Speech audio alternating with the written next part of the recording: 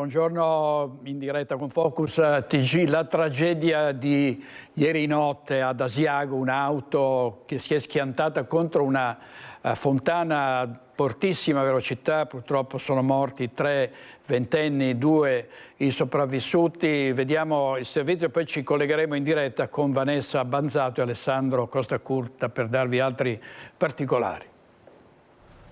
Stavano rientrando da una festa, è una serata di spensieratezza, di felicità, e hanno trovato la morte. Ecco, voglio dire che noi siamo molto vicini a queste famiglie che vivono un dramma indescrivibile. 5 ragazzi a bordo di un'auto stavano rientrando da una festa di compleanno a Lavarone. La folle corsa dell'utilitaria si è interrotta sulla rotatoria all'ingresso di Asiago. Sono morti così Nicola Xausa e Pietro Pisapia, 20 anni, entrambi di Lusiana Conco, e Riccardo Gemo, 19 anni, di Creazzo. Con loro, nella Peugeot 207, c'era anche il festeggiato, un 21enne bellunese di Limana ricoverato all'ospedale di Bassano in gravi condizioni, ed un altro 21enne originario di Giavera del Montello sotto shock ma miracolosamente illeso. Il terribile schianto alle 3:30 della notte è stato ripreso dalle telecamere di videosorveglianza del comune di Asiago. L'auto con a bordo i 5 ragazzi arriva ad alta velocità sulla via da Lavarone. In discesa si immette sulla rotatoria, inforca l'aiuola spartitraffico, sbatte contro il segnale e, completamente fuori controllo, si schianta sul centro della rotonda e viene catapultata sopra il cumulo dei sassi, piombando sull'asfalto dalla parte opposta. La rotatoria, con al centro la scultura del gallo cedrone abbattuta dall'impatto con la vettura, è stata realizzata una quindicina d'anni fa proprio per mettere in sicurezza la viabilità di questo incrocio. Io credo che qualunque sistema di sicurezza supplementare rispetto a quelli esistenti non avrebbe impedito l'evento, nel senso che questi ragazzi giungevano da un'arteria che si vede proprio lì in discesa ad una velocità tale che non permetteva il controllo del veicolo, e pochi secondi prima, peraltro, stava attraversando quella rotatoria una macchina che se questi fossero arrivati contestualmente avrebbero centrato, quindi poteva essere una tragedia nella tragedia.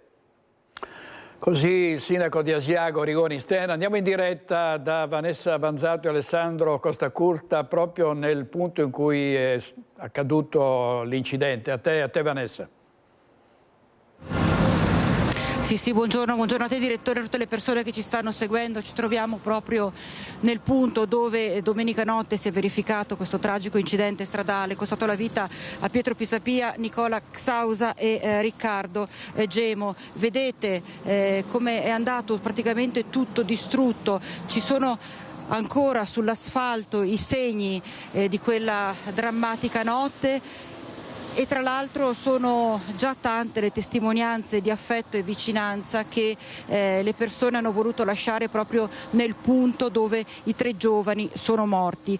Tanti fiori, tante piante e tra l'altro, proprio guardando questi fiori, c'è cascato l'occhio su 2 messaggi che, direttore, se mi permetti, vorrei leggere, perché sono messaggi che sono stati rivolti nello specifico a Pietro Pisapia e a Nicola Xausa, i 2 giovani di Lusiana Conco che hanno perso la vita l'altra notte assieme a Riccardo Gemo, e sono stati scritti dalla famiglia Angonese, la famiglia di Stefano Angonese, il ragazzino di 13 anni travolto e ucciso da un'auto proprio a Lusiana Conco, vicino casa. Permettimi di leggere i messaggi. Caro Pietro, in questo anno da dimenticare ci hai lasciato con la tua simpatia e la tua voglia di scherzare e fare festa. Mi ricordo i giorni passati alle superiori insieme, dalle varie discussioni sul pullman, io che ti tenevo il posto all'andata e te al ritorno, parlando delle varie giornate. Queste sono le parole scritte da Samuele Angonese, il fratello di Stefano, che conosceva molto bene Pietro. Con gli anni che passavano ci trovavamo da Maino, che è una pizzeria proprio in centro a Conco. Ti chiedevo come andava e mi rispondevi con una battuta che strappa un sorriso. Anche la nostra famiglia ti ricorda come un ragazzo simpatico e solare, sempre un amico che aiutava a tirare su la giornata. Anche se ultimamente ci siamo visti poco, non dimenticherò mai le nostre avventure, e c'è il saluto che è rivolto proprio a questo giovane, a questo Pietro ventenne, da parte di tutta la famiglia angonese, così come il messaggio della stessa famiglia angonese è stato rivolto a Nicola Xausa. Caro Nicola, non ci conoscevamo molto bene, però quelle poche volte che ci siamo incontrati era una bravissima persona, sorridente, amichevole e molto simpatica con tutti. Ciao Nicola, proteggi tutti da su e insegna agli angeli a sciare. Sì, perché sapete, è stato detto in più occasioni, in realtà tutti e 5 i ragazzi all'interno di quella Peugeot 207, nello specifico i 3 giovani deceduti, facevano parte di questa accademia dello sci a Falcade, stavano studiando per diventare maestri di sci, erano bravissimi a sciare e adoravano proprio questo sport che li univa ormai da anni. C'è un'intera comunità sotto shock, in realtà c'è una comunità molto più vasta sotto shock, direttore, perché ci sono tantissimi giovani che arrivano anche dal Bassanese, che conoscevano molto bene Nicola e Pietro e avevano sciato assieme anche a Riccardo per mesi, per anni, per settimane insieme, avevano il sogno, appunto un sogno comune, e quindi questo dolore, il dolore di questa perdita si sta davvero allargando a macchia d'olio, perché questi 3 giovani erano conosciuti e ben voluti da tantissime persone. Resta questo dubbio, resta da capire cosa possa essere successo quella maledetta notte, cosa possa aver spinto chi si trovava al volante della Peugeot 207 a correre in questa maniera, ad andare così velocemente, a percorrere. Tra l'altro si diceva che la strada che porta da cui arrivavano i 3 giovani, che è una strada molto stretta e tortuosa, era stata percorsa ad altissima velocità sin da subito. C'è chi appunto avrebbe detto anche direttamente al sindaco, poi che abbiamo sentito telefonicamente qualche ora fa, avrebbe detto che si sono visti sfrecciare quest'auto a folle velocità proprio su una curva pericolosissima, e già prima di arrivare in centro ad Asiago avevano rischiato di uscire fuori, di andare fuori strada. Di conseguenza c'è da capire davvero cosa possa essere successo, se sia stato un malore, non si sa ancora. Adesso saranno poi gli inquirenti a portare avanti ovviamente le indagini, a ricostruire la dinamica che è terminata davvero con una tragedia. Noi adesso abbiamo appuntamento anche con il vice sindaco di Lusiana Conco, Luca Girardi, dove appunto i 2 giovani, Nicola Xausa e Pietro Pisapia, vivevano, per cercare un po' di capire come la comunità sta affrontando questo difficilissimo momento. Una comunità, lo ricordo ancora, già toccata solo qualche settimana fa dal dramma della perdita di Stefano Angonese, questo ragazzino ucciso da un'auto mentre era a piedi assieme a un amichetto. Per il momento, direttore, da Asiago è tutto, ti ricedo la linea. Grazie molte a Vanessa Banzato e a Alessandro Costacurta per la parte tecnica. Ovviamente questi ragazzi erano conosciuti da tutta la comunità, ma non solo. Sull'altopiano Nicola, Pietro e Riccardo erano molto conosciuti e anche stimati dall'altopiano fino a Creazzo, fino a Falcade, dove erano tesserati dello Ski College. Nicola, Pietro e Riccardo, 3 giovani vite stroncate nello schianto ad Asiago, ed assieme a loro gli altri 2 ragazzi feriti nell'incidente erano grandi amici, un legame nato dalla comune passione per la neve e lo sci. Nicola e Riccardo, assieme al 21enne di Limana ricoverato all'ospedale di Bassano, erano tesserati allo Ski College di Falcade. Il 21enne, originario di Giavera del Montello, lo era con l'UOE di Treviso ed ora nel Cortina. A Falcade la notizia della tragedia è arrivata stamane e a scuola, come nella comunità, c'è profondo cordoglio. C'è il cordoglio, le più sentite condoglianze a favore delle famiglie che conosciamo da tantissimi anni, proprio perché questi ragazzi erano tesserati con noi.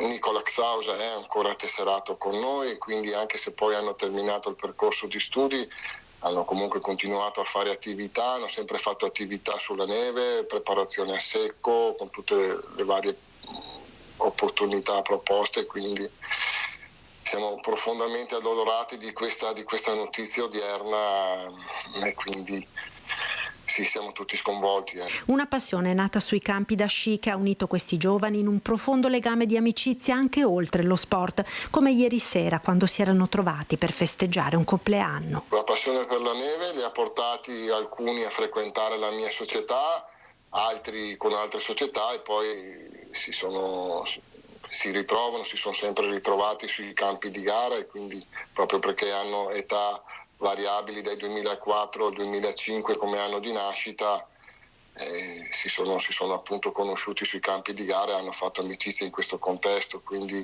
una passione comune, quella della neve, che ha visto un po' tutti questi ragazzi ritrovarsi, frequentarsi in questi anni di attività, e quindi l'amicizia continua anche al di fuori proprio del contesto sportivo. Tutto il mondo dello sci veneto piange oggi questi 3 ragazzi e si stringe alle loro famiglie. La Fisi regionale ha sospeso in segno di lutto tutte le attività di comitato.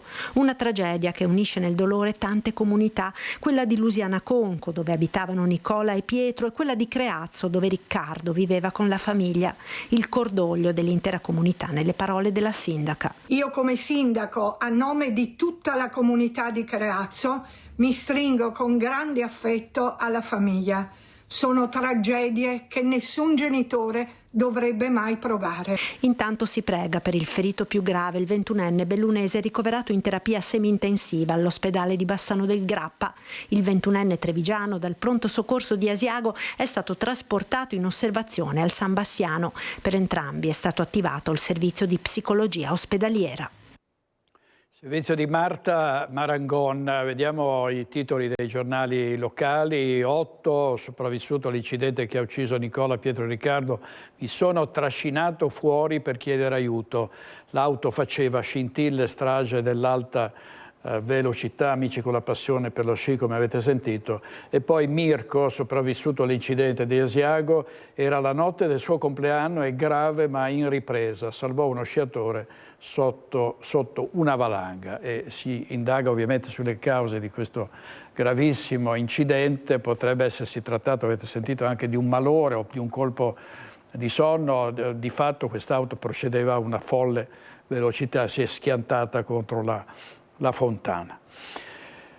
Adesso andiamo a Mestre perché ci sono in diretta Ilaria Marchiori e l'operatore Alberto Pivetta. Un colpo grosso in un negozio, una rivendita di orologi. I ladri di questi tempi sono scatenati, vanno soprattutto alla ricerca dell'oro, le cui quotazioni sono arrivate a un record storico. Andiamo da Ilaria Marchiori, a te Ilaria. Sì, buongiorno direttore, buongiorno ai nostri telespettatori. Un colpo da centinaia di migliaia di euro avvenuto questa notte intorno alle 3. In 2 minuti i ladri hanno fatto razzia in questo negozio di orologi in via Poerio a Mestre. Ora ci troviamo all'esterno, ma entriamo per farvi vedere che cosa è successo. Hanno svaligiato completamente la cassaforte, all'interno c'erano circa 45 orologi preziosissimi, come potete immaginare. Qui insieme a noi c'è il titolare, Riccardo Contessa. Riccardo, è stata un colpo a dir poco sconvolgente per lei. Sì, alle 3:37 mi sono arrivate circa 40 notifiche sul cellulare di Civis e di Verisure. Lì non ho capito tanto perché oggettivamente stavo dormendo, ma poi ho capito la situazione e ho visto che avevo già preventivato che fossero già entrati e fatto fuori tutto. Alle 3:37 è scattato tutto quanto e dopo qualche minuto è intervenuta Civis con poi la Polizia di Stato, ma si erano già dileguati su un Audi grigia con la cassaforte in bagagliaio aperto.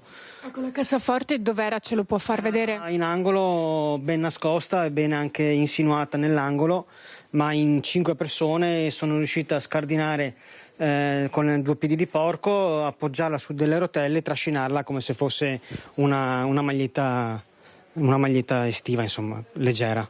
Dei veri e propri professionisti. Sì, penso che sia una banda che stia facendo colpi grossi in tutta Italia, perché ho sentito anche più colleghi in queste ore, ed è la stessa tecnica: divaricatore sulla porta blindata e poi le rotelle per trascinare la cassaforte, qualunque peso esso sia, loro in 2 minuti, 3 minuti ti svaligiano il negozio.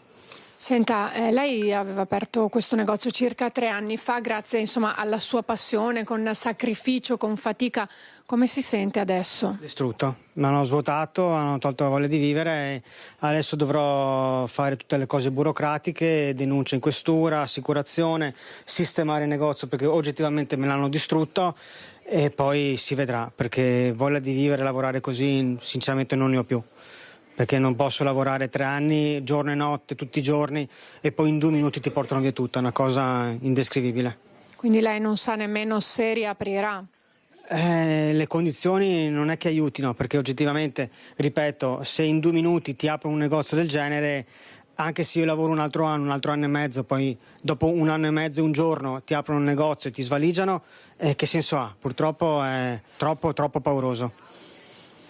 Avete sentito le parole del titolare del negozio Riccardo Contessa, c'è amarezza, si sente svuotato, credo ci sia ben poco altro da aggiungere. Io la ringrazio per averci concesso il suo tempo in questa giornata in cui lei è sotto shock. Se non ci sono domande, direttore, io qui da Mestre restituisco la linea allo studio. Ecco, Ilaria, io vorrei sapere se...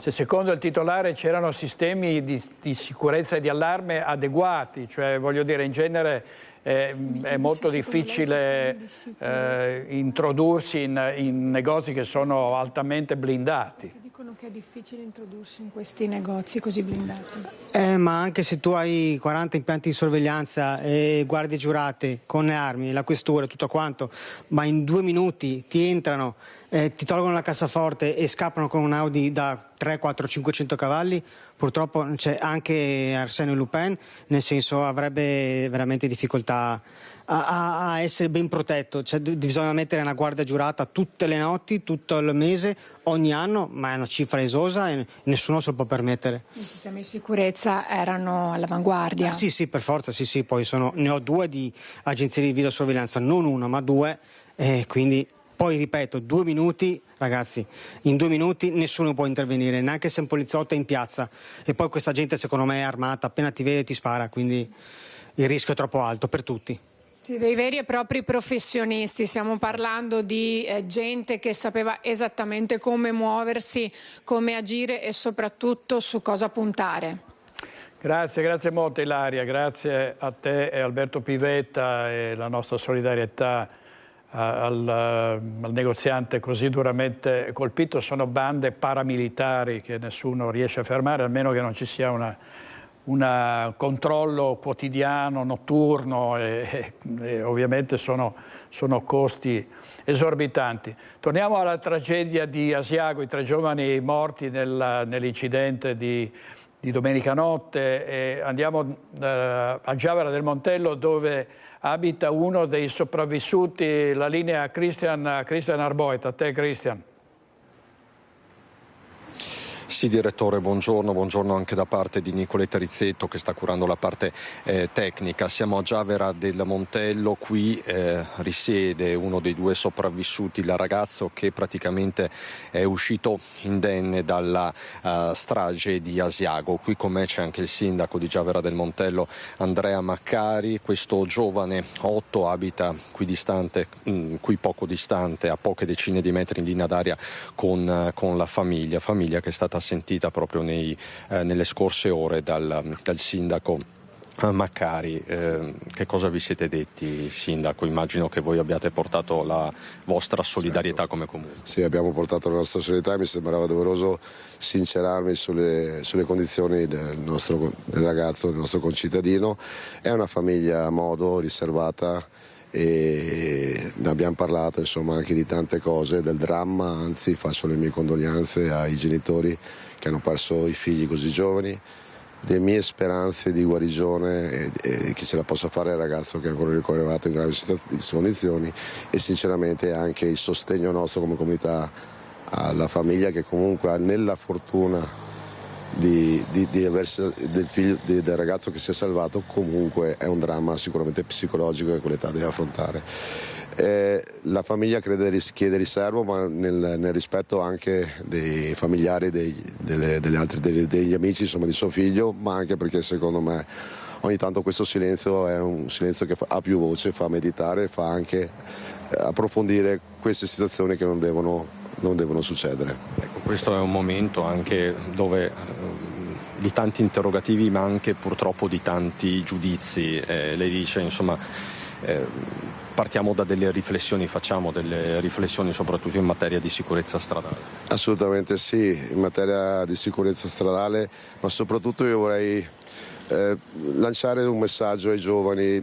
A quell'età è normale, cioè, l'abbiamo passata tutti, ci si sente forti, ci si sente invincibili, si pensa che tutto si possa fare, si possa provare per dare adrenalina ed essere forti ed invincibili, poi senza demonizzare i ragazzi, perché chi lo fa più spesso, chi lo fa una volta solo e basta una volta.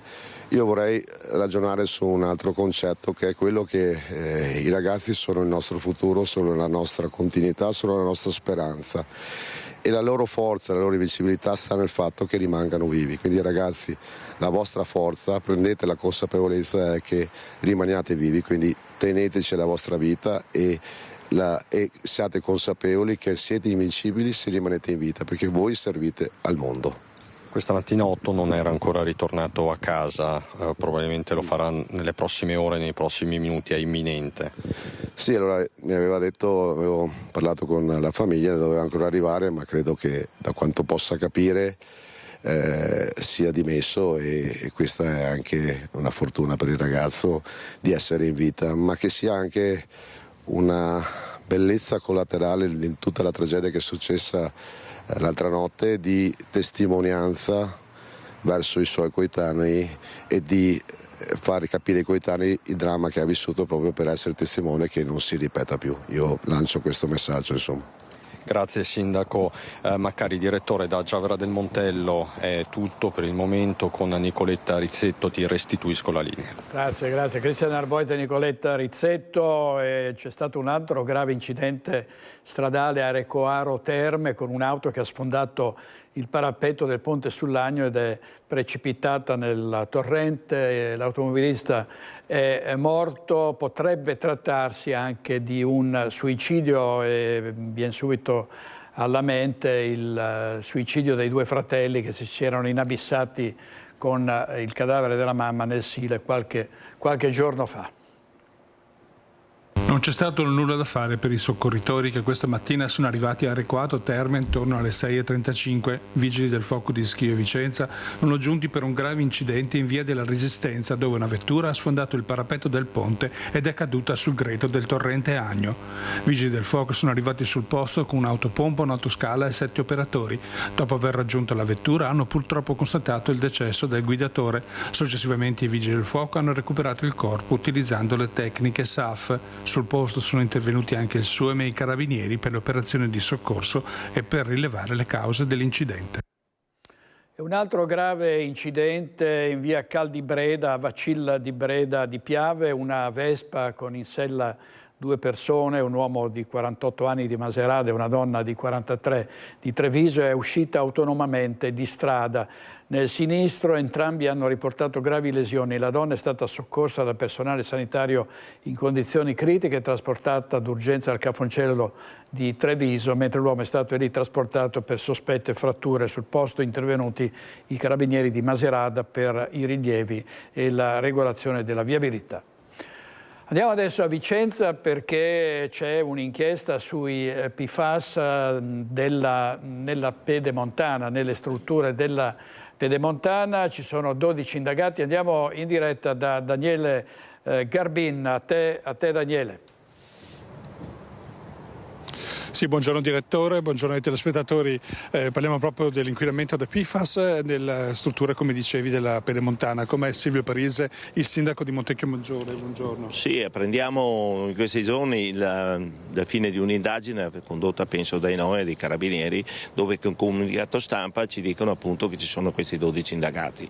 Allora, alcune cose le avevamo sentite, anche ci hanno state comunicate dall'ARPA a luglio, che c'era in corso questa indagine, e adesso prendiamo atto di questa notifica di queste persone, insomma, per questo reato. Allora, un po' di rabbia l'abbiamo perché non posso dire il contrario. Da presidente del consorzio 2014 entro a fare parte di questa struttura da presidente e sempre abbiamo lavorato per questa famigerata sostanza per cercare di mitigarla. Abbiamo presentato anche dei progetti importanti per portare l'acqua dall'Eb fino qua a Brendola, perché appunto sappiamo benissimo che questa inquinante non è facile da debellare, è molto resistente nell'acqua. Adesso apprendiamo anche questa nuova situazione e quindi noi sempre di più dobbiamo lavorare anche sugli enti gestori di Acque del Chiampo per dare la qualità più possibile, dico perfetta, perché abbiamo carbone attivo e quant'altro che abbiamo messo in essere perché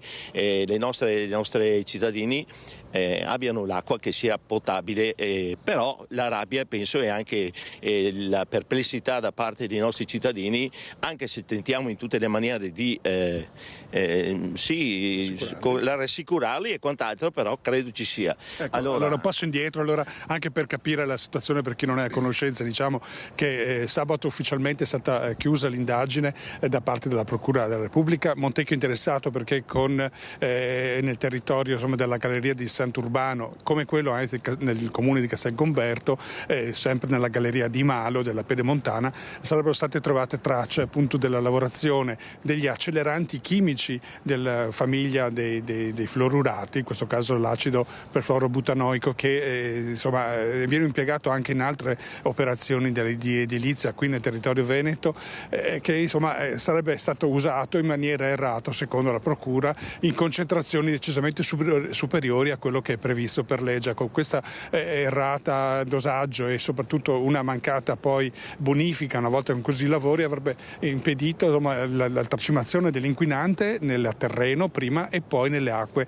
superficiali e anche di falda. Questa è un po' la situazione per cui, insomma, la Procura ha bloccato, ha indagato i 12. Ecco, quello che poi stiamo anche assistendo è che non si tratta degli FIFAS, ex miteni, ma è un nuovo inquinamento proprio derivato da questo. Ci sono anche altre strutture coinvolte, è importante anche questa cosa. Noi sappiamo che l'ARPA aveva avviato una serie di campioni dal 2021 e la Regione aveva avanzato l'ipotesi prudenzialmente di non usare più questo inquinante. Allora, io adesso questo non posso dirlo, io so solo che da presidente del consorzio abbiamo realizzato il bacino di Trissino e questi acceleranti non li abbiamo usati, non avevamo neanche necessità di farlo. Non so, adesso qua ci sono moltissimi, noi siamo in mezzo a un cantiere. Montecchio è un cantiere perché abbiamo l'alta velocità da una parte, la Pedemontana che è finita in questo periodo, quindi una serie di situazioni. Io spero ci sia la consapevolezza di lavorare in maniera corretta, in maniera precisa, e che non ci sia sempre da parte dei nostri cittadini la richiesta, e vengono sempre spesso in comune a chiedere com'è la situazione. Noi ad oggi diciamo che l'acqua che andiamo a dare, quella potabile per l'utilizzo umano, è perfetta.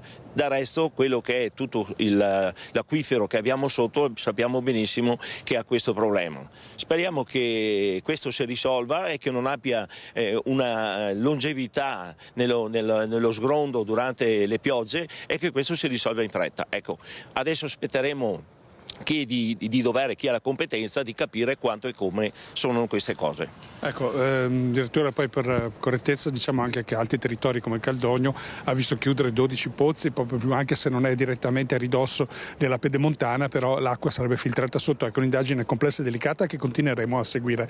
Se hai domande, visto che siamo qui con il sindaco, altrimenti restituisco la linea allo studio. Grazie Daniele, grazie. Mi pare che il sindaco abbia detto tutto quello che si doveva si poteva dire. Grazie a Daniele Garbini e a Simone Squarcina per la parte tecnica. Vediamo anche un titolo dell'Arena di Verona, Bomba Day questa notte, disinnesco e evacuazione di 1400 residenti avvenuta senza problemi, c'è stato il brillamento in cava. Ancora cronaca, i ladri scatenati un po' dappertutto. A San Gaetano di Montebelluna, dopo l'ondata di furti nell'inverno e nella primavera scorsa, i ladri sono tornati a colpire soprattutto nell'area a ridosso della ferrovia, razziando, cercando di entrare in diverse abitazioni e in paese, come in altri paesi, sta montando la rabbia. Loro sono entrati dalla porta finestra che ho sul bagno.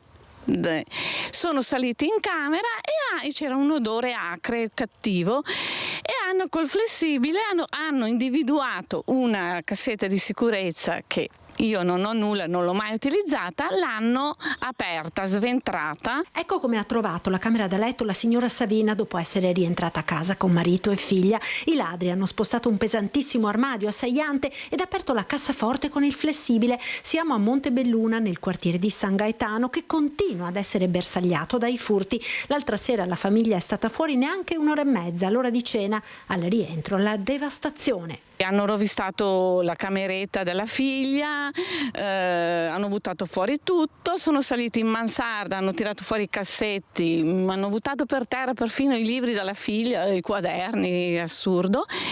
Probabilmente hanno sentito le nostre voci e quindi di corsa sono scesi e sono scappati. È stato verosimilmente il rientro a casa dei proprietari a metterli in fuga. Mia figlia è riuscita un attimo a individuare che uno aveva uno zaino, erano 3 persone, e la via di fuga è la ferrovia, perché io abito proprio lungo la ferrovia.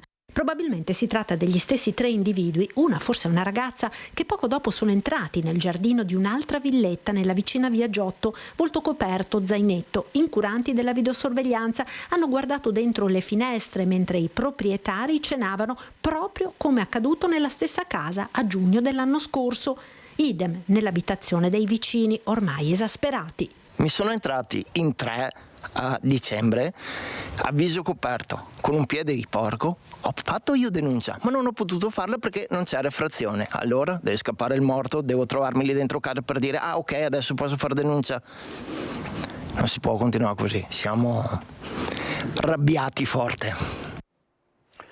Continuiamo a dirlo, è un'emergenza vera e propria in tutte le nostre province. Andrebbe fatta una marcia contro i ladri, oltre alle tante marce inutili a cui stiamo assistendo di questi tempi. E dopo l'ennesimo tentato furto in via Picasso, i residenti di San Gaetano hanno organizzato delle ronde per pattugliare il quartiere.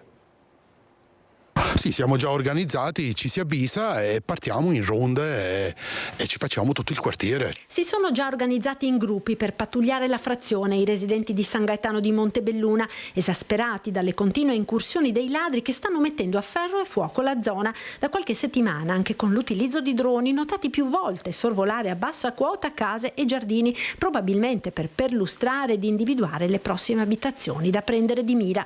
Dopo l'ennesimo tentato furto in via Picasso ieri sera, poco dopo l'ora di cena, i residenti, torcia alla mano, hanno cominciato a controllare le strade. Visto che siamo onesti lavoratori, con le tasse che paghiamo, magari un minimo, ma un minimo di garanzia o di tutela ce l'aspettiamo. Dove vogliamo arrivare? Che le persone ci dobbiamo autotutelare, perché qua ognuno di noi ha famiglia, dobbiamo organizzarci e poi facciamo di testa nostra, però che nessuno ci venga poi a chiedere nulla.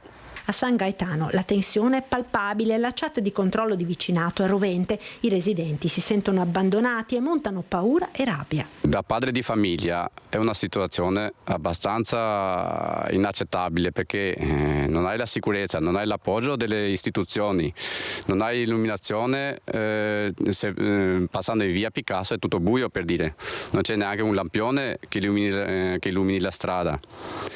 E in qualche modo ci siamo trovati ieri sera e bisogna arrangiarci da solo, visto che dalla parte delle istituzioni non c'è nessuna reazione. Servizio di Marta Marangon, riprendiamo con la tragedia del Sile, con i 2 fratelli che si sono inabissati con l'auto, dove presumibilmente c'era anche il cadavere della madre, la tragedia della famiglia dal corso è sempre più probabile la pista di un gesto pianificato da parte di Rosita, ma restano tanti dubbi. Si deve capire quanto il fratello Mauro fosse consenziente. Oggi l'autopsia. Sarà difficile anche per l'autopsia chiarire del tutto il mistero dell'auto inabissata nel Sile e quindi le reali intenzioni dei fratelli Rosita e Mauro Dal Corso, 55 e 52 anni, i cui corpi sono stati restituiti dal fiume giovedì scorso a Silea, a circa una settimana dal ritrovamento del cadavere della madre, la 77enne Maria Bovo, sempre nel Sile ma verso sud tra Meolo e Roncade. Poche le certezze, di sicuro non si è trattato di un incidente e altrettanto sicuramente tutta la famiglia si trovava nell'auto. L'anziana, già morta a causa di un malore come evidenziato dall'autopsia effettuata subito dopo il suo recupero, era stata posizionata nel bagagliaio trovato aperto e da qui sarebbe scivolata fuori per poi essere trascinata dalla corrente, mentre i corpi dei figli sono rimasti incastrati nell'abitacolo per i successivi 7 giorni. La donna al volante, Rosita appunto, avrebbe imboccato la traiettoria fatale, lo avrebbe fatto ad alta velocità, a suggerirlo il cofano accartocciato dell'auto. Un impatto quindi potente, frutto di un'azione pianificata, premeditata. Si deve capire a questo punto quanto il fratello fosse consenziente e partecipe a quel progetto. Nell'abitazione della famiglia a Mirano non sarebbe stato trovato nulla, nessuno scritto. A influire inoltre potrebbe essere stata anche l'assunzione di psicofarmaci. L'intera famiglia era in cura e qualificata come fragile. Ancora setaccio la videosorveglianza da Mirano a Silea, elementi utili stanno emergendo. Sappiamo che i carabinieri stanno indagando anche grazie alle immagini che abbiamo fornito con le telecamere di videosorveglianza. Sicuramente sono state individuate delle immagini che possono aiutare appunto le indagini, però davvero la preoccupazione è riuscire a intercettare queste problematiche, queste criticità. Un appello voglio fare a quel senso di comunità, ad accorgersi alle situazioni di fianco a noi, vicine a noi, e alla fondamentale importanza di quella che è la rete sociale. La sindaca di Silea, vediamo un titolo dalla Nuova Venezia: un ubriaco che è entrato al ristorante e ha preso a forbiciate un cameriere, successo ieri sera al ristorante Capri di via Rizzardi a Marghera davanti a una ventina di clienti. Il titolare ha detto che il cameriere gli aveva chiesto di andare via e quello è tornato e l'ha colpito.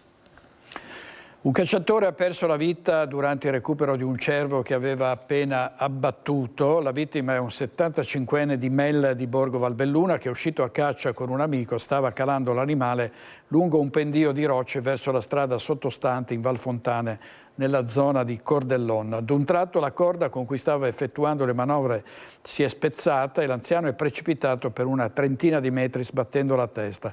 L'allarme al 118 è arrivato poco dopo le 14, sul posto inviato l'elicottero del SUEM, ma ai sanitari non è rimasto che constatare la morte dell'uomo. È la seconda vittima in una battuta di caccia in pochi giorni nel Bellunese. La settimana scorsa a Selva di Cadore aveva perso la vita un 83enne di Selva di Cadore precipitato in una scarpata.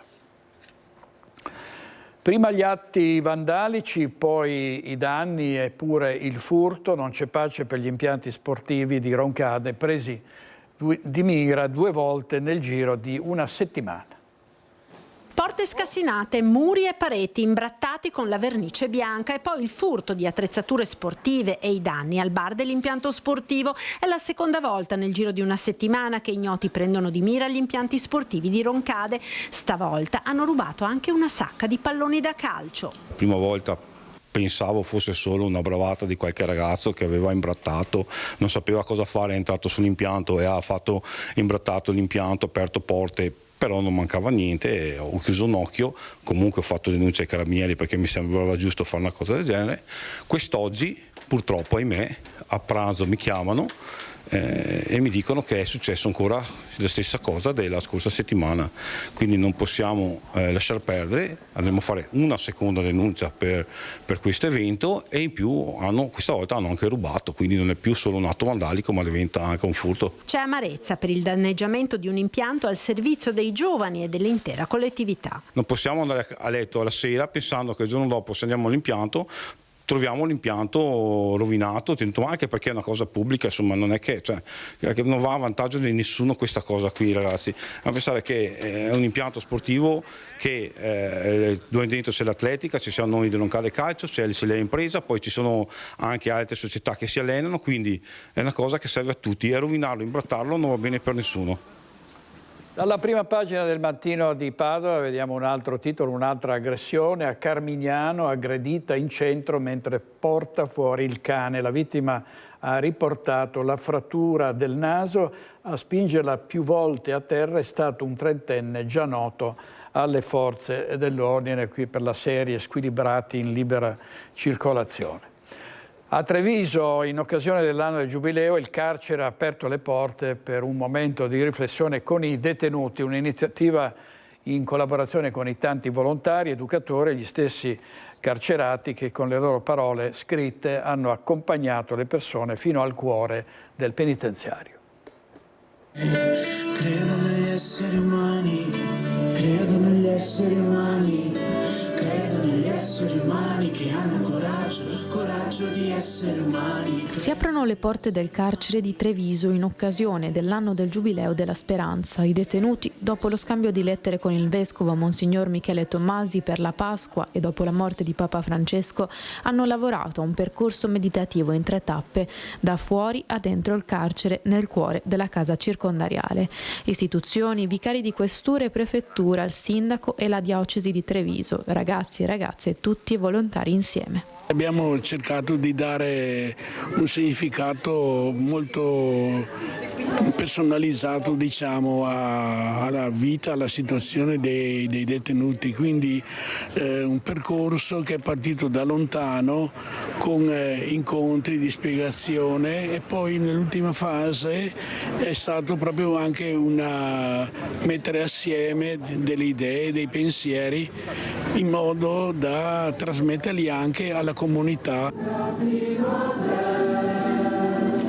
Attraverso un passaggio graduale dall'esterno verso l'interno, passando vari step, passando attraverso i portoni, quello più esterno, quello più interno e alla fine quello che conduce al campo sportivo, quindi un po' al cuore dell'istituto.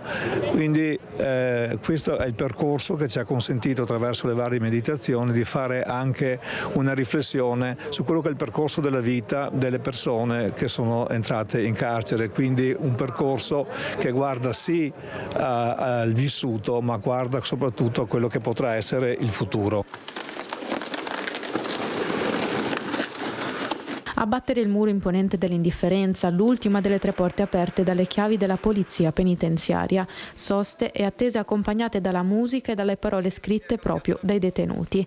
La testimonianza tra le tante che si sono susseguite di chi in passato ha ucciso e ora, pentito, sa che dentro di sé c'è speranza e si augura, una volta scontata la pena, di trovarla anche fuori. Non è tanto il mondo che entra dentro, ma il mondo che finalmente cerca di capire cosa c'è dentro, di comprendere cosa c'è dentro, perché non c'è un mondo fuori e un mondo dentro, è lo stesso mondo con diversi attori che devono cominciare a conoscersi. E ti ricordo che non siamo soli a combattere questa realtà.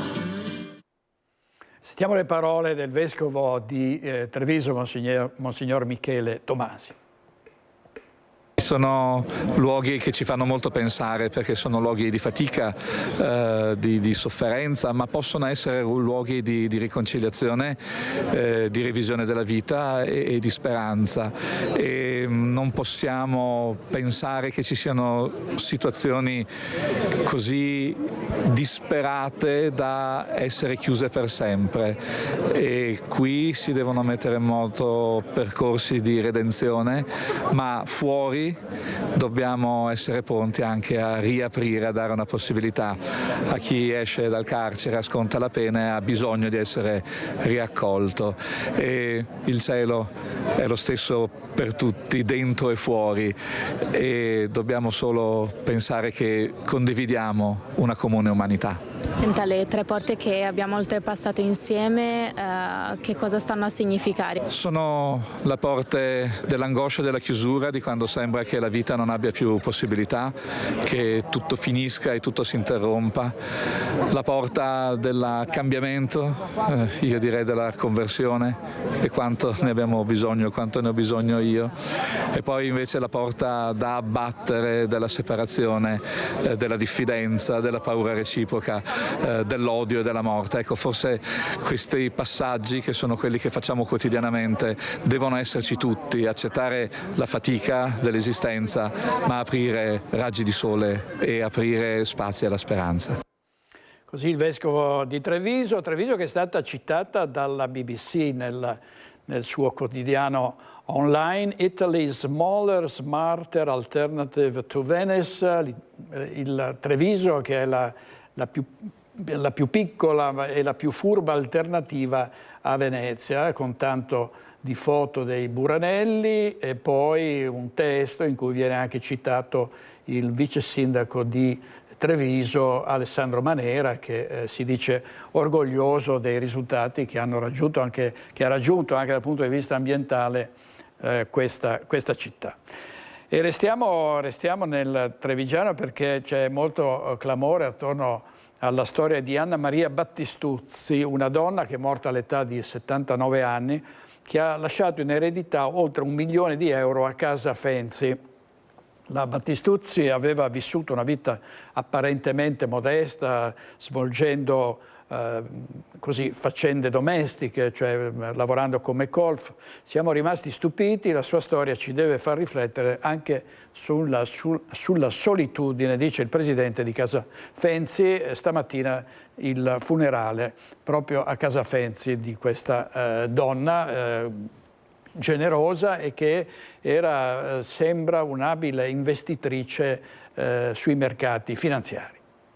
E come tutte le cose inaspettate ti colgono un po' di sorpresa, ma ti lasciano assolutamente un piacere. Ecco, mi avrebbe fatto piacere conoscere la signora Anna Maria un po' di più. Questo l'unico rammarico del presidente di Casa Fenzi, il centro servizi di Conegliano al quale Anna Maria Battistuzzi, 79 anni, ha devoluto tutta la sua eredità, 1 milione di euro e 4 immobili. La partita, ora in mano al notaio, si attendono comunicazioni ufficiali sui dettagli e sul preciso ammontare dell'asse ereditario.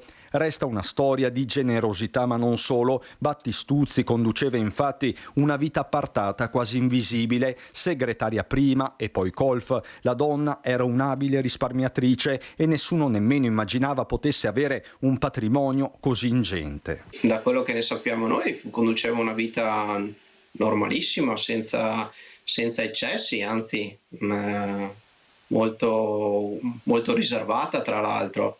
Quindi è una cosa che deve far riflettere. In passato Anna Maria aveva anche tentato di entrare a Casa Fenzi, ma poi si erano rese necessarie altre soluzioni.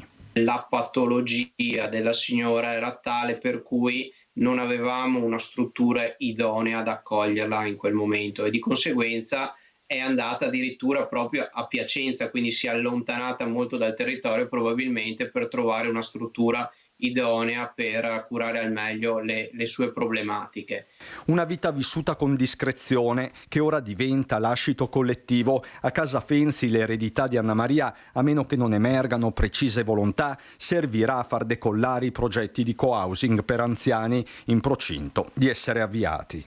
Sinceramente mi sono fatto questa domanda del perché lei si sia rivolta a noi come beneficiari e credo sia stata un riconoscere un qualcosa alla città dove aveva sempre vissuto e al contempo un riconoscersi magari in delle persone che come lei avevano una fragilità, potevano essere da sole, potevano essere anziane e quindi ha dedicato il frutto della sua vita a loro.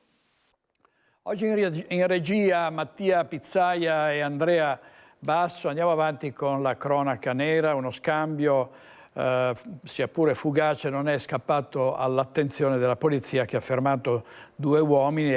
Ovviamente trattava di uno scambio di stupefacenti. Una coppia particolare notata dalla polizia sul sagrato della chiesa delle Granze a Padova. Un operaio 50enne italiano e un 23enne tunisino. Uno scambio di denaro e un involucro di plastica. Poi le loro strade si dividono in direzioni opposte. I poliziotti però li fermano. In tasca allo straniero, irregolare sul territorio, gli agenti hanno trovato, oltre ai soldi appena ricevuti, altri 700 euro in contanti, frutto dell'attività di spaccio nel corso della giornata. Portato in questura e identificato, sono emersi anche i suoi precedenti in materia di stupefacenti. Il 23enne è stato quindi espulso dal territorio nazionale con un provvedimento del questore di Padova e accompagnato al CPR di Gradisca di Sonzo per il rimpatrio. Abbiamo parlato poco fa di un'aggressione a Carmignano di Brenta, ma le aggressioni sono state 3 negli ultimi giorni. Uno degli aggressori è stato individuato, si cercano gli altri ed è allarme nell'Alta Padovana. La prima aggressione è avvenuta giovedì a Carmignano di Brenta, a cui una giovane è stata minacciata e colpita davanti al municipio mentre portava a spasso il cane. A scaraventarla per terra un 30enne di Grantorto, che è già stato individuato dalle forze dell'ordine.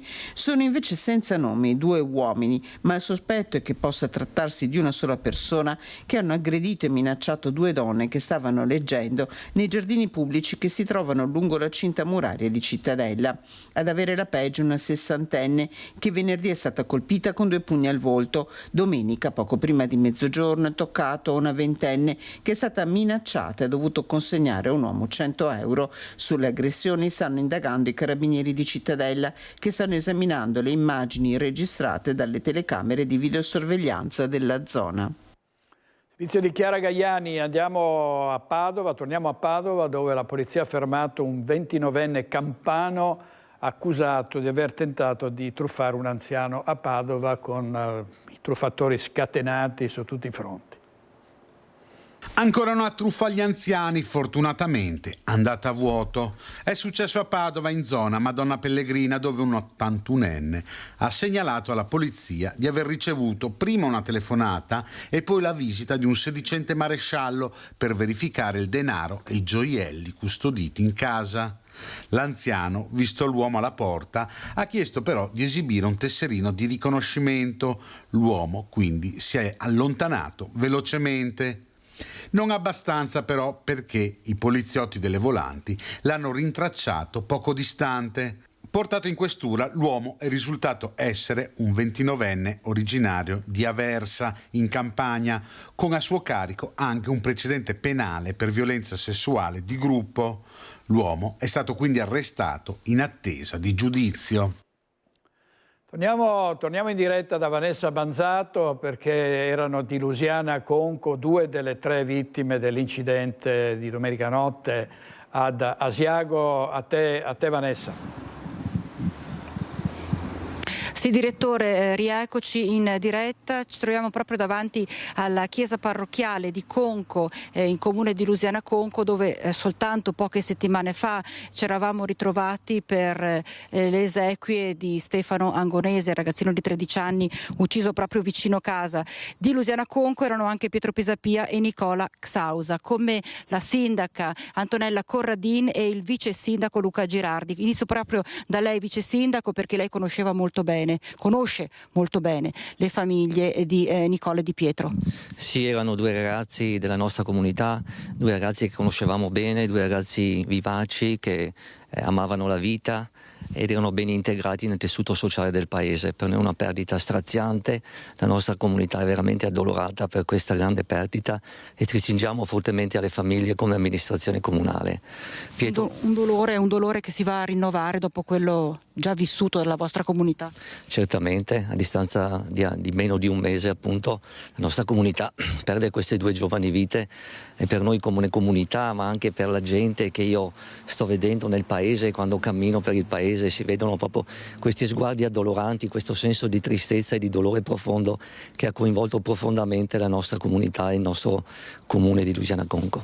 Entrambi sciatori, entrambi frequentavano l'accademia di sci di Falcade. Un loro sogno era quello di diventare maestri di sci, un sogno che penso fosse anche proprio comunicato a tutti, è noto a tutti. Sì, uno dei due frequentava l'accademia di sci, l'altro invece lavorava qui in un locale cittadino, in una pizzeria, ed erano ragazzi comunque che vivevano il paese in maniera proprio viva, ed erano amati da tutti, ben voluti da tutti, quindi ecco, sto ribadendo di nuovo la sofferenza con la quale stiamo affrontando questo momento. La famiglia come sta vivendo questo momento? Lei è stato da loro?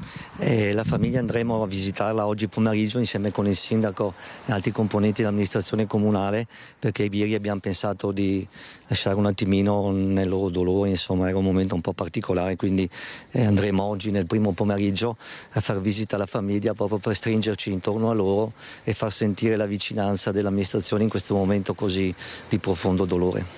Sindaca Corradin, un dolore che si va a rinnovare. Sì, siamo ancora qua con queste terribili notizie. Davvero, come diceva un attimo fa il vice sindaco, è straziante quanto è accaduto, e noi tutti, non solo l'amministrazione comunale, ma davvero tutto il paese, tutta la comunità è vicina alle famiglie. È un gesto doveroso e che merita, le famiglie che meritano in questo momento rispetto e vicinanza. Per questo motivo, proprio ieri mattina, quando nel pullman organizzato dagli alpini e dai donatori di sangue di Conco si stava andando a Roma, appena avuta la notizia eravamo alla volta di Firenze e tutti insieme abbiamo ritenuto di tornare indietro, tornare a casa, perché proprio come gesto di rispetto nei confronti delle famiglie, ma soprattutto per il bisogno di stare vicini e proprio quindi di esprimere a loro la vicinanza, la partecipazione di tutti, ed è quello che facciamo come amministrazione comunale, che faremo anche con la proclamazione del lutto cittadino il giorno delle esequie, proprio perché sono cose che non possono capitare, ecco, sono cose terribili che purtroppo accadono, ma sulle quali io credo che in questo momento, questo che è il momento del dolore, si debba anche tacere, si debba anche sollevare qualsiasi giudizio o qualsiasi opinione, insomma. Tra l'altro adesso non si conosce ancora la data del funerale, perché c'è da attendere anche la probabile autopsia che verrà eseguita soprattutto sul corpo di Xausa, che era al volante della Peugeot 207. Sì, non sappiamo ancora esattamente quando appunto ci sarà il nulla osta e quindi potrà essere celebrato il funerale, che sarà sicuramente unico per entrambi i ragazzi, in modo che possano anche in questo ultimo momento salutare tutti insieme e rimanere insieme, così come lo sono stati per tutta la vita e come lo sono stati anche nel momento più terribile. E torna alla ribalta la questione delle strade, della pericolosità delle strade. Sì, certo, viaggiare in auto è pericoloso, è sempre più pericoloso per le strade, per i tipi di auto magari che si hanno, e quindi bisogna soprattutto e soltanto, a mio avviso, insomma, fare un invito a rispettare la sicurezza, a stare attenti, e credo che come amministrazione organizzeremo anche qualche iniziativa rivolta, ma non solo ai giovani, un po' a tutti, in modo tale da far presente, insomma, che è necessario seguire un po' le regole e stare più attenti, ecco.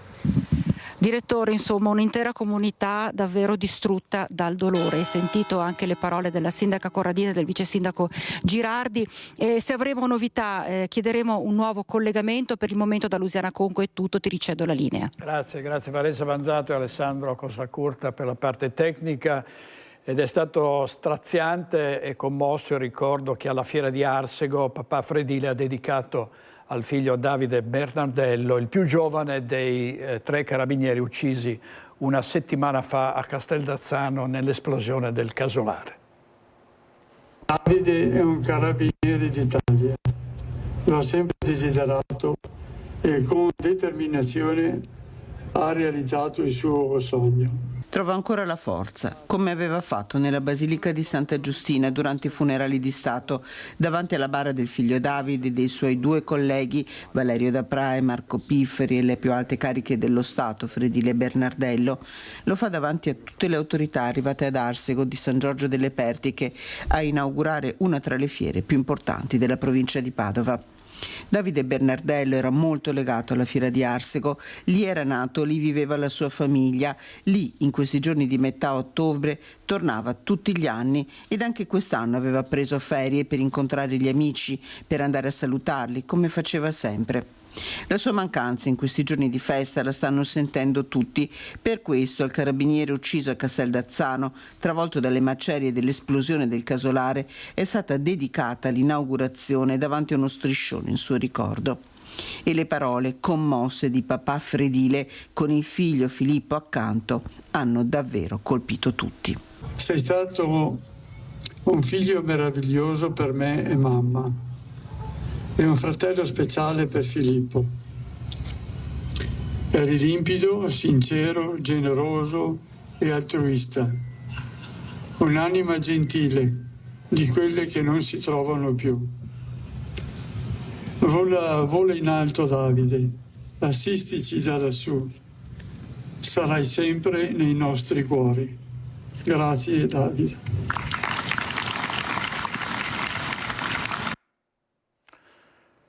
Davvero tanto dolore per la scomparsa dei tre carabinieri. Andiamo a Trieste, prima di passare alla pubblicità. È stato aggredito sotto casa da 2 uomini armati di spranghe al rientro dal lavoro. È la brutta avventura vissuta dal titolare del Bar Twins di Piazza Goldoni a Trieste. Sono arrivato a casa verso le 11:30, ho preso il taxi da via Gallina e mi hanno lasciato qua in via Capitolina. Scendendo ho visto 2 personaggi che parlavano, non mi rendevo conto di chi erano. Come mi sono avvicinati mi sono venuti verso di me, mi hanno sprezzato peperoncini in faccia. Io sono asmatico, perciò ho già avuto dei problemi. Ho cominciato a cercare di scappare, mi hanno buttato per terra, hanno preso una mazza di ferro e hanno cominciato a darmene sulla testa. È il drammatico racconto della brutale aggressione subita ieri sera da Gabriel Glisic, gestore del Bar Twins di Piazza Goldoni.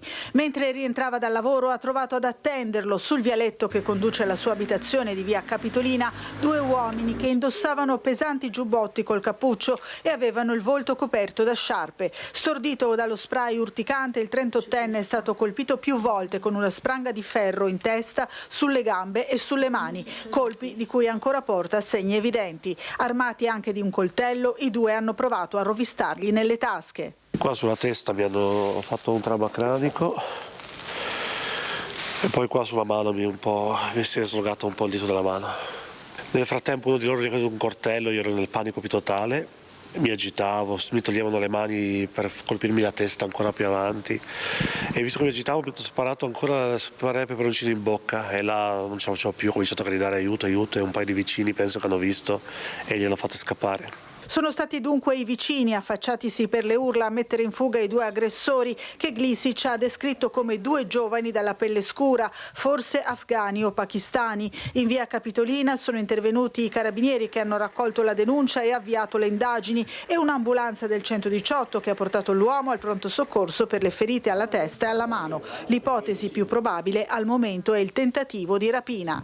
Sicuramente penso che erano stranieri perché da come li ho guardati non sembravano italiani, non parlavano neanche, però secondo me o ero io preso di mira per il locale, magari per un furto, o aspettavano qualcuno da prendere e rapinarlo. Perché mi fa strano, alle 11 di sera a San Giusto, non è così zona pericolosa questa però. Servizio di Laura Buccarella della nostra redazione di Trieste. Andiamo in pubblicità, 2 minuti, torniamo subito. State con noi, state con noi.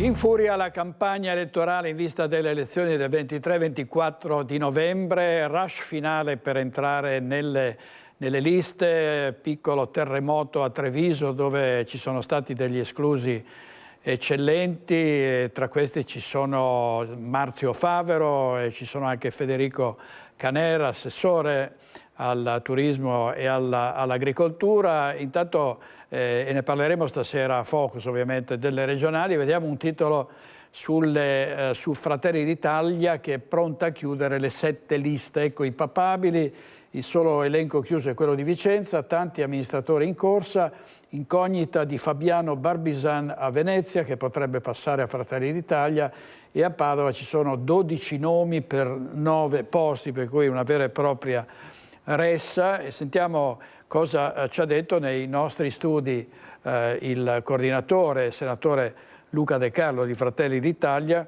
che conferma la strategia tanti amministratori e nessun capolista, come invece succede nella Lega con Luca Zaia e con Forza Italia con Flavio Tosi. Oggi Fratelli d'Italia non ha paradossalmente nemmeno bisogno di un capolista, tanto sono forti le liste in ciascuna provincia che oggi possiamo ragionevolmente pensare ad alchimie che non siano riempire la lista, e quindi credo che questo sia una cosa straordinariamente importante per chi come me preferisce gestire sempre l'abbondanza piuttosto che la penuria. Per il partito della Premier sono quindi lontani i tempi in cui si faticavano a chiudere le liste, talmente lontani che oggi non c'è nemmeno la necessità di ricorrere a un capolista, cosa che per inciso la Lega fa con Luca Zaia e Forza Italia con Flavio Tosi. Quella di Luca De Carlo, numero 1 dei meloniani in Veneto, sembra dunque una stoccata agli alleati del centrodestra, ma lui, ospite delle nostre emittenti, la spiega così. È una stoccata chi dice che Fratelli d'Italia non ha classe dirigente.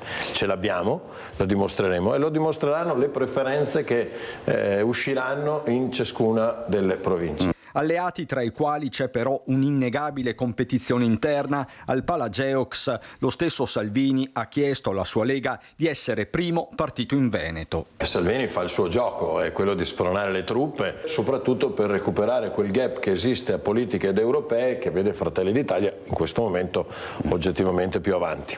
E per rimanerci più avanti, Fratelli d'Italia punta molto, se non tutto, sugli amministratori locali. A Treviso, come da prassi, è scattato il commissariamento della segreteria provinciale, visto che Claudio Borgia è candidato. Con me c'è per esempio Marco Della Pietra, che è il sindaco di Spresiano, c'è Arnaldo Pitton, sindaco di Meduna, c'è la Silvia Rizzotto, già sindaco di Altivole e consigliere regionale. Probabilmente ci sarà l'assessore di Godega di Sant'Urbano, Francesca Rigo. Insomma, ci sono dei nomi su cui si sta discutendo. L'ultima parola sui nomi spetterà al direttivo regionale, poi la presentazione delle liste provincia per provincia in attesa di Giorgia Meloni. Adesso stiamo cercando una data che non riusciamo a programmare già adesso, visto che tanti sono gli impegni che Giorgia ha nella conduzione di questa nazione. Comunque mi sento di dirla con assoluta tranquillità che insomma o alla chiusura o comunque a ridosso della chiusura Giorgia Meloni sarà in Veneto. E intanto il campo largo che appoggia il candidato del centro-sinistra Giovanni Manildo vede anche un'anima riformista rappresentata dalla lista Uniti per Manildo. Questa area riformista, socialista e riformatrice era l'unica area che mancava nella coalizione, che l'abbiamo citato più volte, nella coalizione più ampia delle storie delle regionali in Veneto. Noi pensiamo profondamente che la risposta pragmatica, liberal-democratica, riformista e riformatrice sia l'unica risposta per gestire il cambio di potere e di amministrazione nel Veneto e per dare risposte concrete ai veneti. Un'unica lista, Uniti per Manildo, che vede insieme sotto lo stesso simbolo anime diverse, da Azione a Italia Viva, dai socialisti a Più Europa. Una novità nella storia delle elezioni in Veneto, con l'intento di sostenere il candidato Giovanni Manildo e parlare al popolo dei moderati. Era da più di un anno che stavamo lavorando con la lista del centro-sinistra, evidenzia il segretario del Partito Socialista Lotto. Lo facciamo con una lista dove ci trova assieme ad altre forze politiche e anche diciamo di area socialista, e convinti di questo inseriremo nelle liste gli uomini migliori che abbiamo nel territorio veneto. È un progetto di spiccata caratterizzazione riformista e che serve ad ampliare l'offerta di una coalizione che vuole parlare al maggior numero di cittadini del Veneto. La novità di questa lista è che va a raggruppare tutte quelle sensibilità liberal-democratiche, socialiste, laiche di area riformista e per di più è aperta anche alla partecipazione della società civile. Sanità, opere pubbliche, consumo di suolo sociale sono i temi della campagna elettorale del Movimento 5 Stelle che presenta a Padova le liste dei candidati per ogni provincia.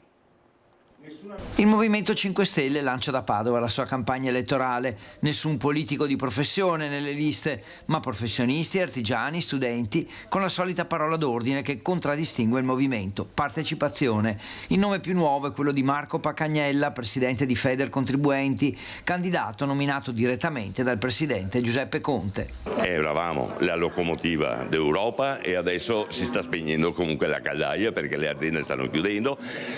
La regione non sta facendo sufficientemente bene comunque per poterle mantenere, e poi basta consumo di territorio, basta pedemontane che dovevano essere pagate dai privati, mentre i privati non hanno tirato fuori un centesimo. Una campagna che mette il presidente uscente Zaia nel mirino insieme alla sanità e a opere giudicate troppo costose e realizzate senza coinvolgere i veneti, come la pedemontana. Tra gli slogan anche uno direttamente contro Zaia. Un termine che viene normale quando un veneto deve farsi 210 giorni di attesa per una visita per una figlia, e ho un mio amico che mi ha portato la sua visita di prenotazione del CUP, che non è possibile, una settimana da privato. Non è possibile che si costruisca una statale, un'autostrada pedemontana veneta che doveva costare, come ha detto il nostro deputato Enrico, 800 milioni e costerà 13 miliardi alla fine dei 39 anni. Quindi capite che abbiamo preso in giro i veneti. Il movimento sostiene Giovanni Manildo come candidato presidente, che spiega di avere uno stile diverso, meno aggressivo e più pacato, ma non per questo meno deciso. Abbiamo lavorato bene un anno, anche prima che ci fossi io. Ci sono dei punti fondamentali: sanità pubblica, ambiente, sviluppo economico, attenzione al lavoro dignitoso, sicurezza del lavoro, legalità, giustizia sociale. Cioè, ci sono tantissimi punti concreti dove grazie all'apporto e alla competenza anche dei candidati dei 5 Stelle possiamo creare futuro e ricreare una fiducia e una visione del Veneto migliore. E Giorgio Gori, che è stato sindaco di Bergamo ed è oggi europarlamentare del PD, è in tour in Veneto per sostenere la candidatura di Manildo. C'è un'immagine di un Veneto operoso, ma i dati dicono che negli ultimi 20 anni la produttività è scesa di 1,8 punti, più di quanto non sia scesa la media italiana, e siamo lontanissimi dalle medie europee, dove invece si è cresciuti di quasi il 15%. Ora, questo dipende dal fatto che gli imprenditori non sono capaci di fare il loro lavoro? No, anzi, ma che un tessuto, soprattutto quello più minuto, dove le imprese sono piccole, ha bisogno di una collaborazione attiva da parte della parte pubblica, e quindi la Regione ha un ruolo assolutamente centrale. Qui si è venduta stabilità per tanto tempo, tutto procede come se il mondo non fosse cambiato, invece il mondo è cambiato.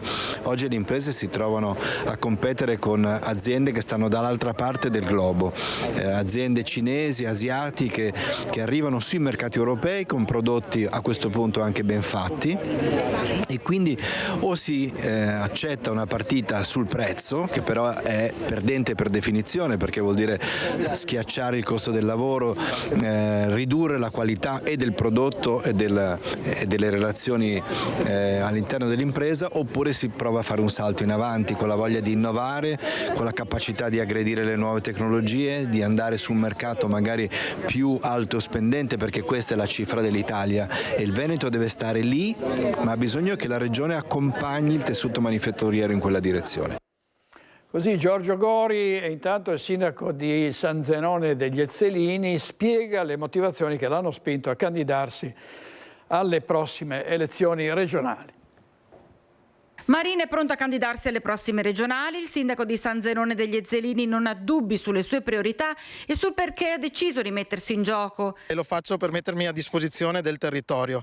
Dalla sanità alla viabilità ci sono tanti temi che vanno trattati, tante problematiche da risolvere, guardando specialmente a questo nostro territorio e ai nostri cittadini. Quindi mi metto a disposizione anche per un Veneto più giusto. Riguardo anche tutto quello che abbiamo fatto in questi anni, anche da sindaco. Direi che l'esperienza magari di sindaco, portarla in regione, può essere sicuramente qualcosa che può portare un miglioramento anche alle nostre comunità. Marin corre con Forza Italia, entrando quindi a far parte della coalizione di centrodestra a sostegno del candidato alla presidenza veneta, il leghista Alberto Stefani. È stato sindaco e quindi sa cosa vuol dire affrontare le problematiche, la quotidianità proprio della vita di una comunità, e penso che un sindaco, presidente di una regione, possa solo fare del bene. E questa è la politica in vista delle regionali. Andiamo ancora in pubblicità con Mattia Pizzaia e Andrea Basso in regia.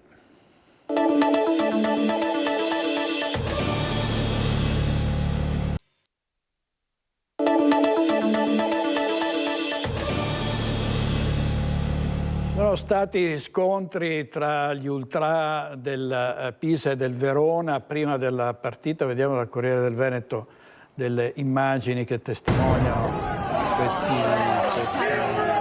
ferugli che poi sono degenerati. Sono state lanciate bottiglie fumogeni, sono state utilizzate delle spranghe, con le solite scene riprovevoli di gente che con lo sport c'entra come i cavoli a merenda. Fortunatamente non ci sono stati feriti, ma solo qualche contuso, e siamo ormai abituati a queste immagini. Tra l'altro oggi si piange la vittima di un autobus di una partita di basket, l'autista di un'auto che portava una squadra di basket, che è stato colpito alla testa da un mattone ed è deceduto.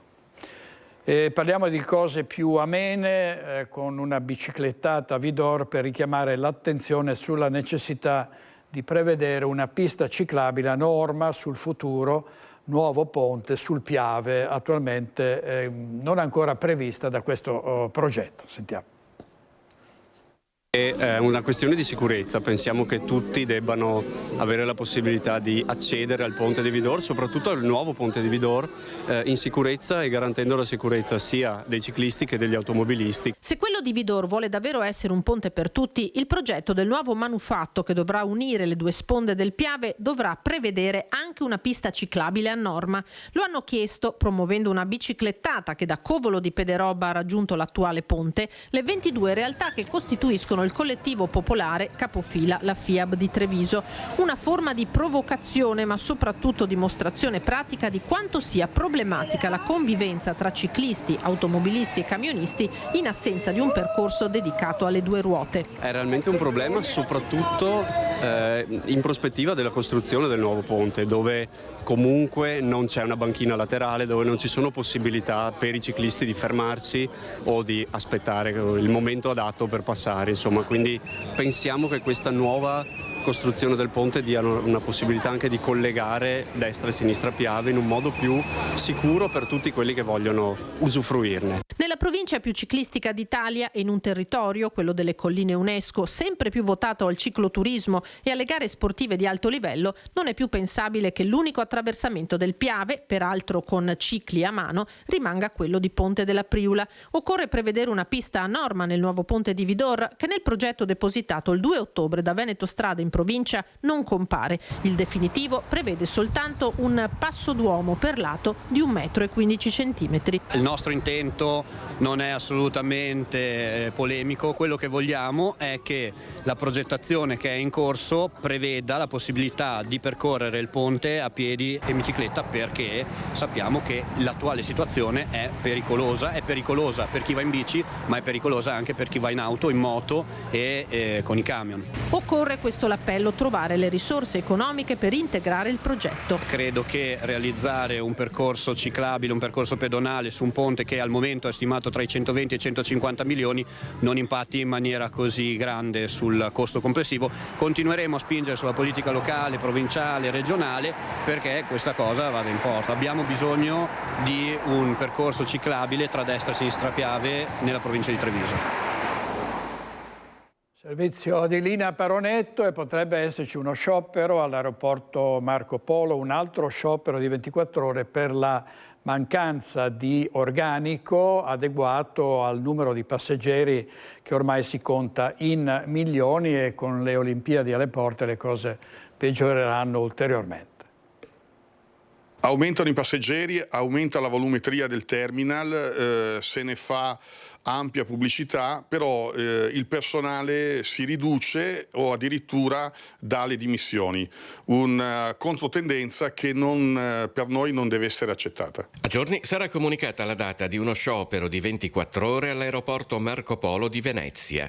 Le differenze affiorate all'incontro tra Save e FIT-CISL del Veneto sono state definite abissali dal sindacato. Da tempo, secondo il sindacato, a far funzionare il terzo scalo aeroportuale italiano c'è troppo poco personale, circa il 30% in meno di ciò che servirebbe. In una situazione destinata a peggiorare l'anno prossimo, quando tra gli altri eventi bisognerà gestire anche gli arrivi di giochi olimpici e paralimpici.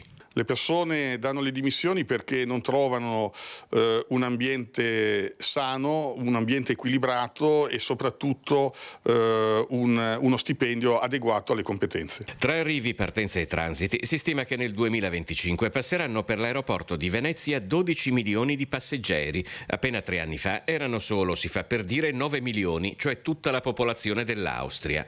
Nel 2028 ce ne saranno 4 milioni in più, come se si aggiungesse l'intera Croazia, per un totale di 13 milioni e mezzo di passeggeri l'anno.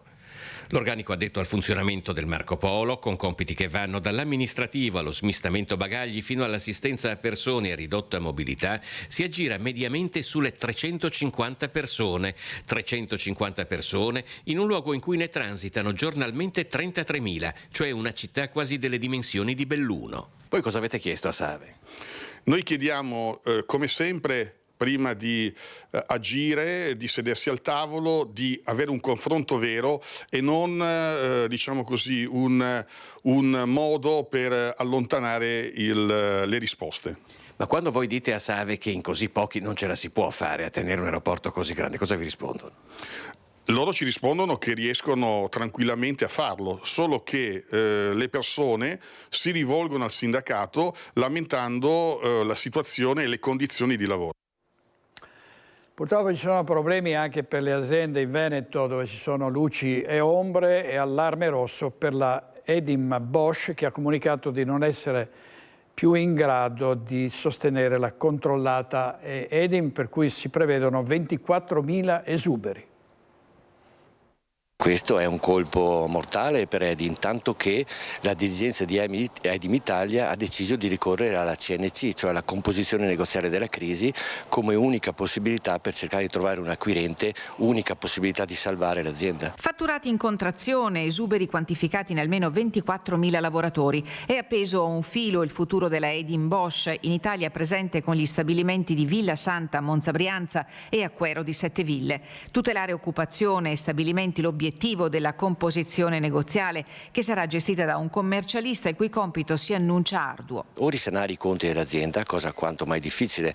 Ricordo che l'80% dei volumi oggi di Edim sono su Bosch, e quindi è molto complicato che Bosch confermi i volumi, stante la situazione in Germania, e confermi anche il sostegno economico, quindi è molto difficile che riesca a risanare i conti per rimettere l'azienda sul mercato in una condizione di stabilità. L'altra possibilità che ha è quella di vendere l'azienda in una condizione di miglior favore. Chi comprerà lo farà a condizioni debit free, cioè senza i debiti che porta con sé. Apprensione fra i lavoratori, una settantina, quelli rimasti in forza a Quero. I lavoratori di Edim Bosch hanno una composizione molto variegata, ci sono anche molti extracomunitari che con molta preoccupazione vedono al prossimo futuro, perché per loro perdere il posto di lavoro può anche comportare avere difficoltà anche sull'avere la possibilità di rimanere in Italia. L'auspicio è che si possa divenire ad una soluzione favorevole, ma la rabbia è tanta. Denunciamo con forza l'atteggiamento di Bosch. Bosch, quando ha acquistato Edim, l'ha acquistata perché se no avrebbe pagato penali pesantissime, essendo l'Albertini, l'ex Albertini, unica fornitrice della componentistica verso alcuni clienti dell'automotive, e quindi non l'ha acquistata per fare un'opera di bene, l'ha acquistata perché gli interessava, costava meno acquistarla piuttosto che pagare le penali, e oggi non si può tirare indietro, pur dentro una crisi molto profonda del settore della componentistica automotive. Noi speriamo che Bosch dia le necessarie garanzie anche ai lavoratori di Edim per una uscita ordinata dalla crisi. Servizio di Tiziana Bolognani e chiudiamo con lo sport, grande volley femminile al Pala Trieste con la finale di Supercoppa vinta da Milano su Conegliano. Palasport gremito in ogni ordine di posti ieri sera a Trieste per il grande volley femminile nazionale di Supercoppa. Nella finale, andata in scena davanti a un pubblico entusiasta, si è ribaltato ogni pronostico. Dopo 7 titoli consecutivi a firma Emoco Conegliano, è stata la Numia Vero Volley Milano a vincere il primo trofeo della stagione 25-26, targato Fineco. Entusiasmanti le 2 ore e un quarto di competizione serrata in 5 set che mai hanno dato certezza della vincitrice finale. Nel super match, che ha visto il titolo di MVP assegnato alla neocapitano di Milano Paola Egonu, è andata in vantaggio Conegliano nel primo set col risultato di 25-18. I 2 parziali successivi sono stati appannaggio delle ragazze di coach Stefano Lavarini a 22 e 20. La quarta frazione di gioco è stata un ribaltamento di paradigma. È sembrato che Conegliano si fosse riscattata definitivamente, ma l'andamento devastante tradotto in un 25-13 non ha proseguito la sua corsa nel set decisivo, nel quale le lombarde si sono imposte lasciando a 12 le avversarie, allenate da Emanuele Santarelli. E quindi la squadra più rinnovata a strappare la vittoria davanti a un pubblico che ancora una volta ha manifestato lo spirito del fair play tipico di questo sport.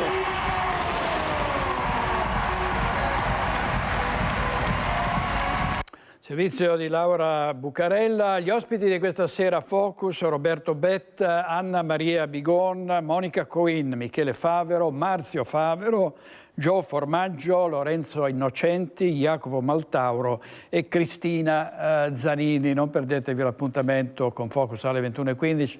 Grazie ai nostri registi e grazie a Lina Paronetto per il coordinamento. È tutto, buona giornata, arrivederci.